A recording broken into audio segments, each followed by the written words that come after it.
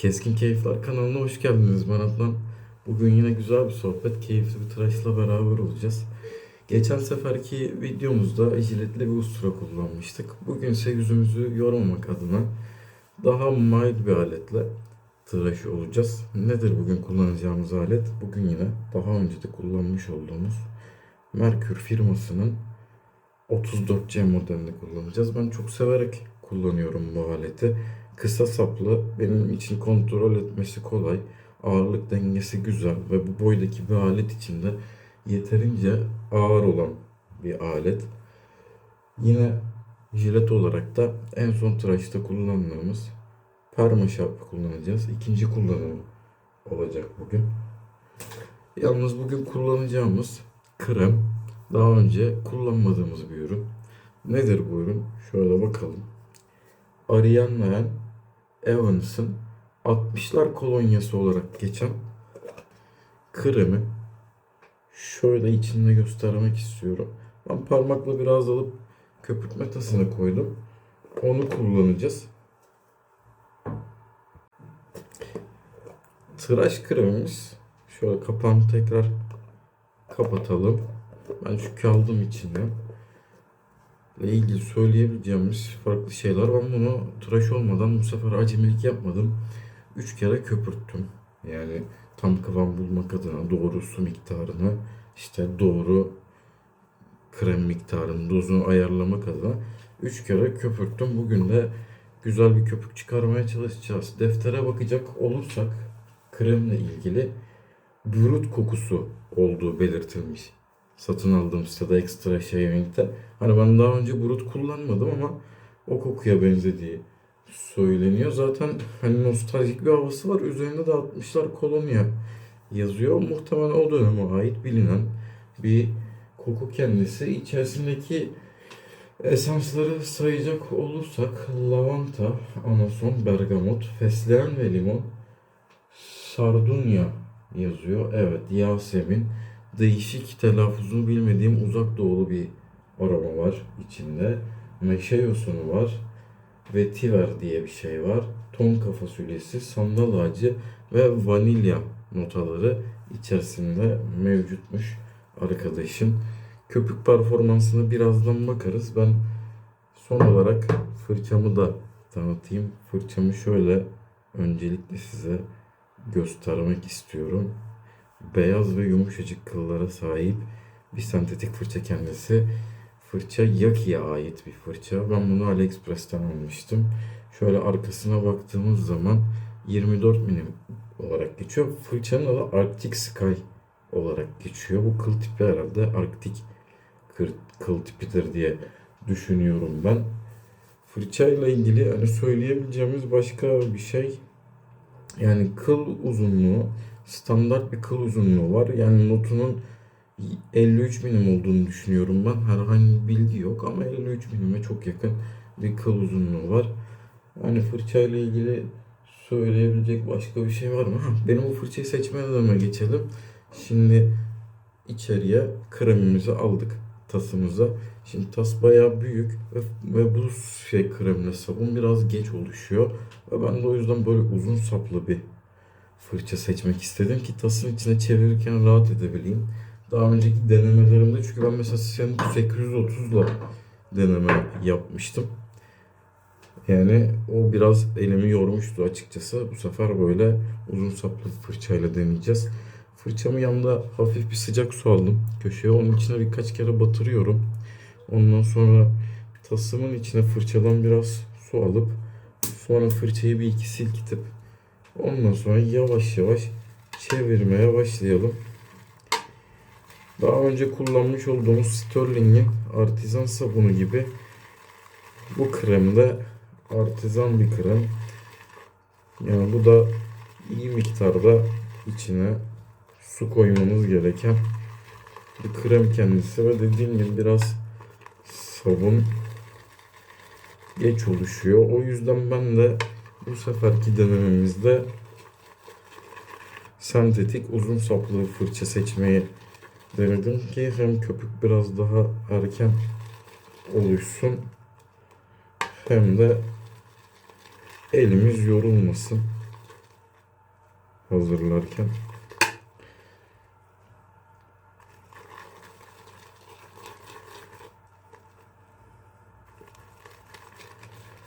İçine bayağı bir miktarda aslında su koymamıza rağmen köpük galiba biraz daha çevirdikten sonra hafif bir miktarda su isteyecek gibi düşünüyorum ben şu anki halinden.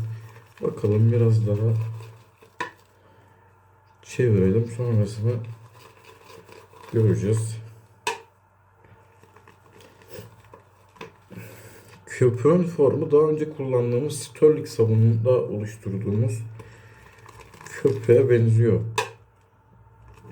aslında. Yani böyle çok ıslak gözüken, biraz da kremsi bir hali mevcut. Şu an biraz daha su aldım içine. O yüzden ben kayganlık olarak gayet iyi bir köpükle karşılaşacağımızı düşünüyorum. Daha önceki denemelerimde oluşturduğum köpüğü ben bir iki sefer yüzüme sürdüm. Koku çok güzel bu arada. Yani nostaljik, keskin, mayhoş kokular seven veya daha önceden burut kullanmış, burut losyonun kokusunu seven insanlar için uygun olacağını düşünüyorum ben. Daha önceki denemelerime göre bu sefer kremden biraz daha az miktarda koydum. Ve bu sefer sabun da daha hızlı bir şekilde, köpük de daha hızlı bir şekilde oluşuyor.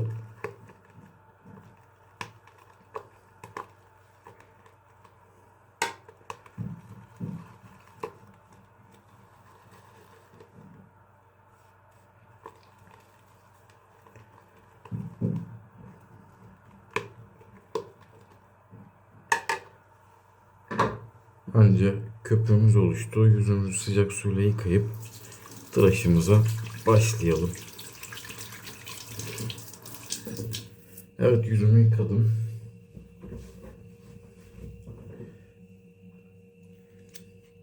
Şöyle 34'ce daha önce de bahsetmiştik. Alt topuzundan kafası sökülüyor. Şöyle iki parça bir alet. Jileti alıyoruz. Üste bırakıyoruz. Bu şekilde tutarak, onu da üstten oturtarak güzel bir şekilde sıkıyoruz aleti. Evet, kenarlardan hafif taşma yapıyor alet ama bugüne kadar ben bu taşmalardan 5 yıllık süre içerisinde herhangi bir sıkıntı yaşamadım açıkçası. Evet, ciletimizi taktık. Köpüğümüz buradaki halini göstereyim. Çok parlak ve ıslak gözüküyor. Yüzümüze.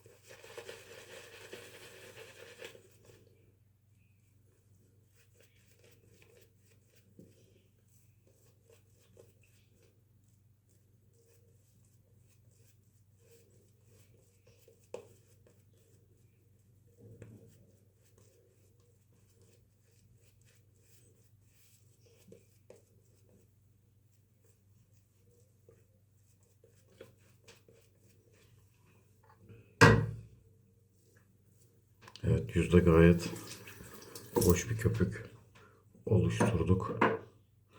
Aletimizi ıslatıyoruz ve tıraşımıza başlayacağız.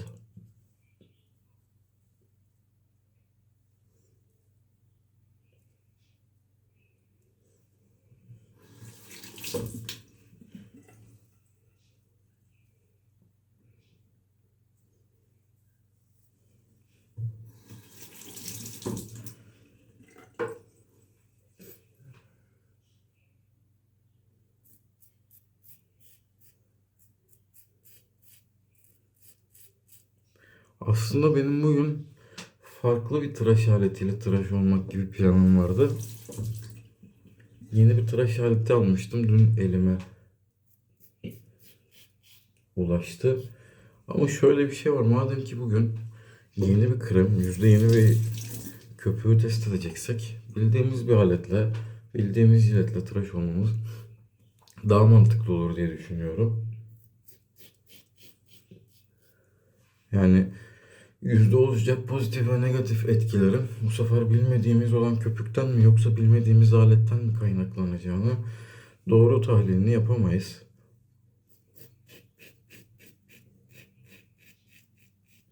O tıraş aletini de bir sonraki videoda kullanırız. Bildiğimiz bir sabunla.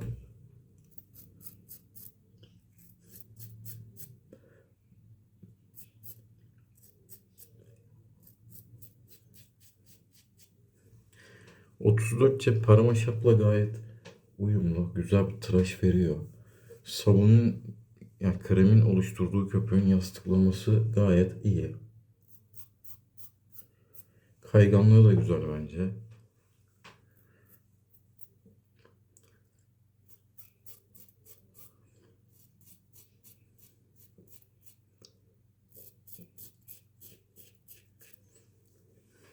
Koruyuculuk ve kurumayla ilgili düşüncelerimizi biraz son perdelere bırakırız. Çünkü bekleyen sabunla, bekleyen köpükle onu test edeceğiz.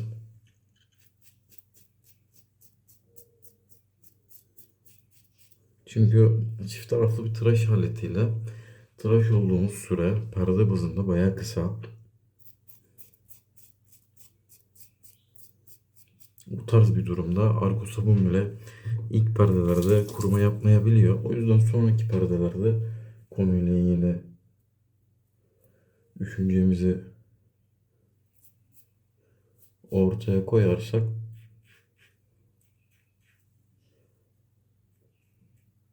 daha doğru olacağını düşünüyorum.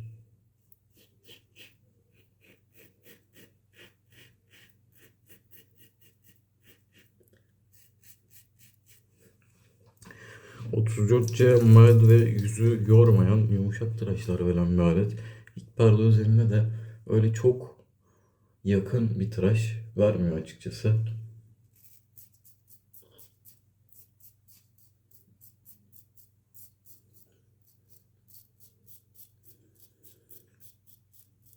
Ama biz zaten geleneksel tıraşçılar olarak genelde 3 perde tıraş olduğumuz için 34C'de de istenilen yakınlıkta bir tıraşı elde ediyoruz tıraş sonunda. O yüzden bence çok sıkıntı değil.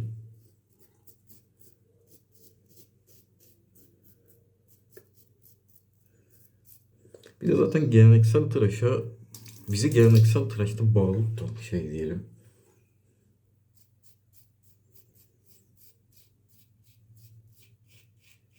Bize o kadar ürünler aldıran, ekipmanlar aldıran, bu şeyde, hani bu hobide esas konu keyif almak.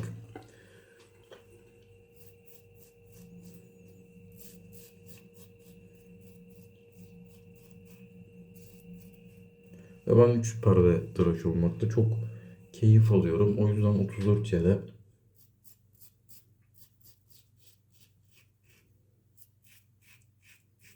benim için keyifli bir makine diyebilirim. Artı agresif bir alet ve Ustura'dan sonra 34C R89 Pearl SSH 05.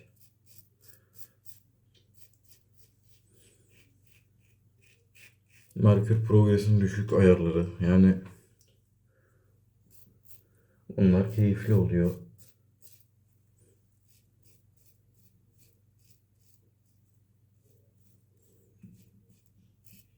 Ve benim haftada 2 kere tıraş olduğumu da hesaba katacak olursak ben bir tıraşımda agresif bir alet veya jiletli bir usturayla bir tıraşımda mild bir aletle tıraş olmak benim yüzüme gayet iyi geliyor açıkçası.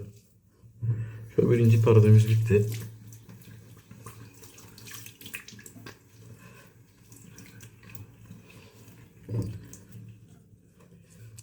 Şöyle ikinci perde geçelim.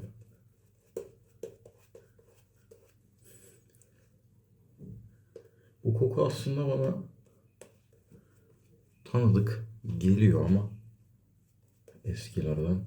Hani nereden bildiğimi soracak olursanız da bu konuyla ilgili size bir cevap verebileceğimi sanmıyorum. Sabunun kayganlığı hala ideal seviyede.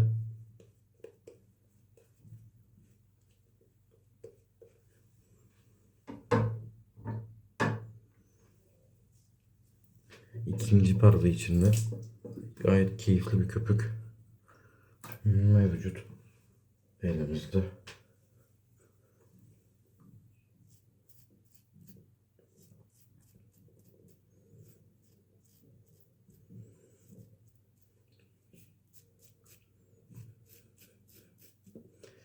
Geleneksel tıraşın bir keyif işi olduğundan bahsetmiştik. Bunun bir sebebi kişiye özgü bir şey olması. Yani biz kendimize vakit ayırıyoruz. Yani Selman abinin de canlı yayınlarda dediği hayatın stresinden, işin stresinden uzaklaşıp yarım saat kendimize ayırıyoruz.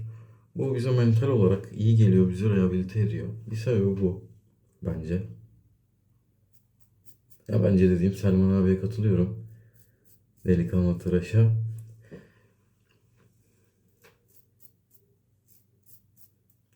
Bir sebebi de bence, yani bu benim fikrim, bu hobi kişiselleştirilebilir olması.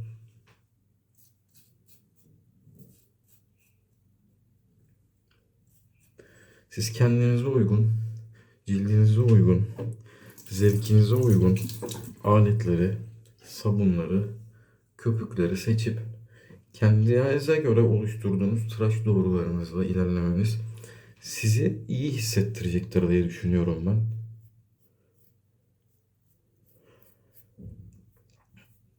Mesela bir tıraşta 2 perde veya 3 perde tıraş olacaksınız. Bunu siz seçiyorsunuz cildinize göre.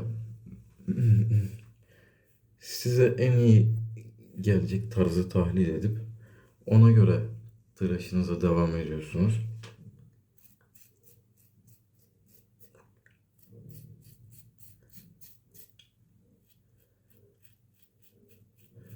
Veya tıraşınıza bir şeyler ekliyorsunuz.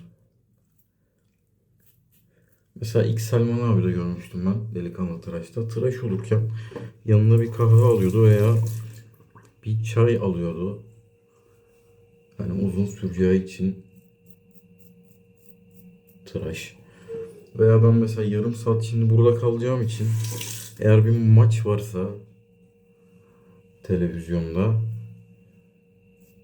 veya maç yok diyelim. Benim video çekmediğim zamanlarda benim bir tabletim var. Onu yanıma alıyordum. İzleyeceğim bir şey var, sonra şöyle yan tarafa konumlandırıp oradan ona bakıyordum.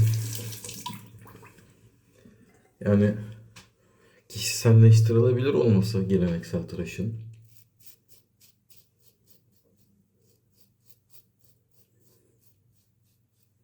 O duruma, yani hobiye keyif katan bir şey açıkçası. İkinci perdemiz de bitti bu arada. Mesela doğada geleneksel tıraş olanlar var, geleneksel tıraş videoları doğada gayet keyifli. Bu da kişiselleştirmeye bir örnek. Yani siz geleneksel tıraş keyfinize artı bir keyif katarsanız bu da sizin için özel bir durum oluyor.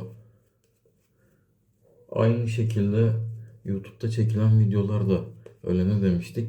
Doğada çekilen videolar. Mesela son videosunda Aydın Barış Kırkpınar, Barış abimiz YouTube kanalında sağ olsun her videomuza gelir, görüşlerini belirtir. Bugüne kadar yazdığı motive edici sözler de bizim için gayet destekleyici olmuştur. Kendisine buradan bir kez daha teşekkür ederim. Son videosunun başlangıcında mesela Martin Eden romanını romanının içindeki tıraşla ilgili bir bölümü okumuştu. Çok keyifli bir durumdu. Ben sevdim. Hoşuma gitti açıkçası.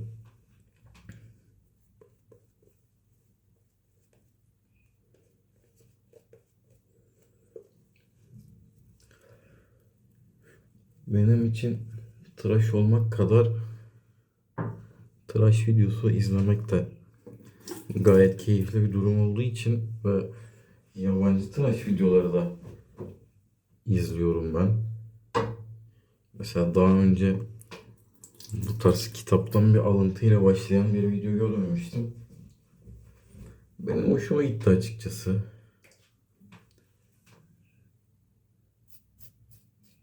Evet, son paragrafımızda tersten alıyoruz. Şurada bir sivilcemiz var. Ona dikkat edeceğiz.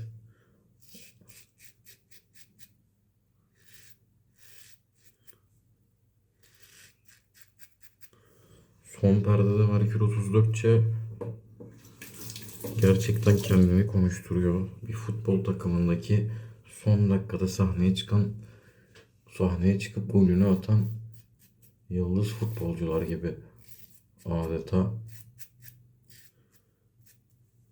tıraş performansını yükseltip son perdede size keyif veriyor.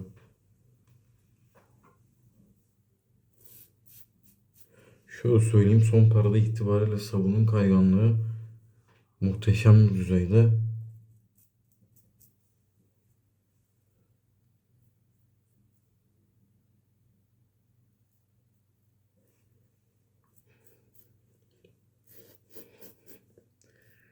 Bence krem, yani köpük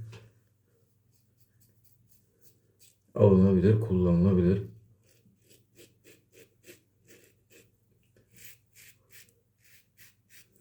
Her ne kadar göreceli bir kavram olsa da bence koku da benim için güzel.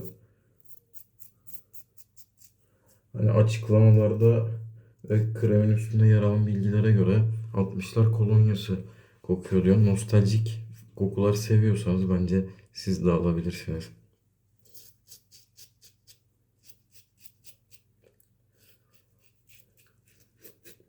Bu tıraş itibariyle oluşturduğum köpükte ben çok az gerçekten bir miktar aldım. Daha öncekilerde biraz fazla almıştım.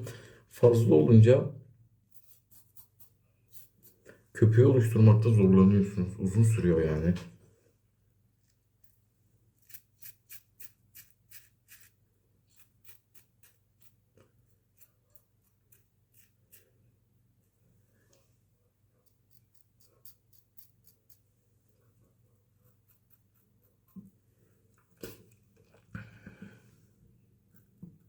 Ama bu tıraş üzerinde oluşturduğumuz köpük gayet hızlı oldu. Yani bunu kullana tecrübe ede doğru miktarın ne kadar olacağını bence anlayacaksınız. Yüzümüzü soğuk suyla yıkıyoruz.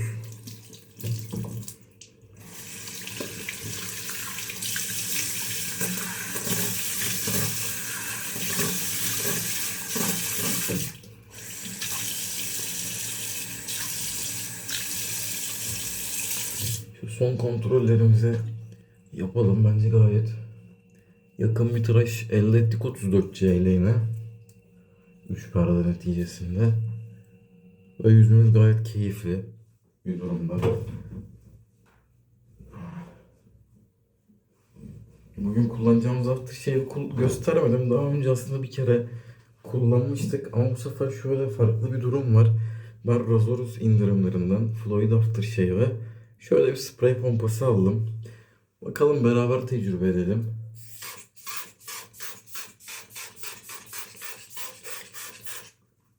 Gayet